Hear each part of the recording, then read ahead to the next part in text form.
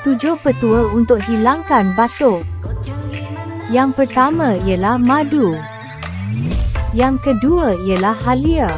Yang ketiga pula ialah air garam. Yang keempat ialah aiskrim vanila. Yang kelima ialah bawang putih. Yang keenam ialah air putih. Dan akhir sekali soft gel habatus sauda dari Aiwah. Soft gel habatus sauda kami membantu merawat masalah batuk, selesema dan asma.